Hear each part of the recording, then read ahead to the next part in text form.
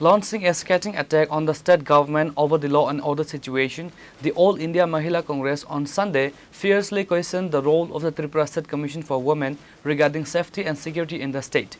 The sharp criticism came during a high-profile press conference hosted by the TPMC, chaired by AIMC General Secretary and Tripura in charge Smriti Linkim Hauki.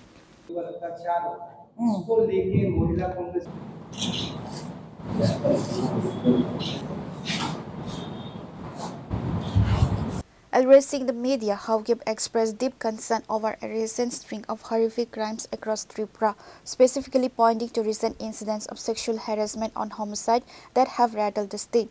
She accused the state administration and the Women's Commission of turning a blind eye to the growing vulnerabilities faced by women. अपने आप एक महिला होकर मैं सोचता हूँ ये जितना दुर्घटना त्रिपुरा में हो रहा है बच्चे के ऊपर और 60, 65, 70 इयर्स का वुमेन लोग के लिए मैं सोचकर मैं खुद कल रात मैंने बहुत सोचा ये क्या हो रहा है। दुख है, हम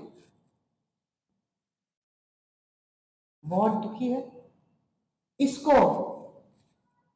यहाँ का सरकार, यहाँ का देखभाल, हम लोग के सेफ्टी के लिए दिन रात ड्यूटी करने वाला यूनिफॉर्म का भाई लोग को सोचना चाहिए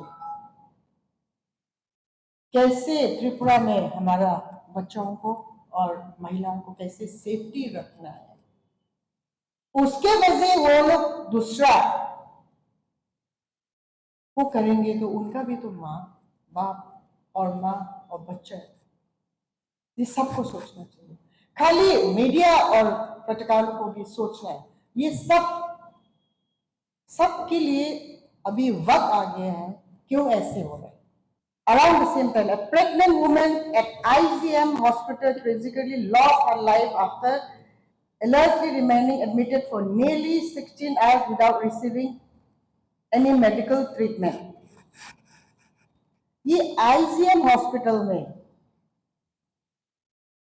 एक महिलाओं को एडमिट करके उसका डॉक्टर का चार्ज बिना वो गुजर गया। यही है सरकार, ये सरकार बन गई, यही सरकार है। और बीजेपी ने तो बोला बेटी बचाओ बेटी पढ़ाओ, ये सब कहा गया। आप लोग भयो पत्रकारों, आप लोग कभी तो माँ होता है, आप लोग कभी बहन होगा। यहाँ पे हम लोग हर कोना इन कोना में हम लोग कांग्रेस को हम कुछ बोलने से भी ये मीडिया में सही नहीं आता। अत्याचार होता है इसको लेके महिला कांग्रेस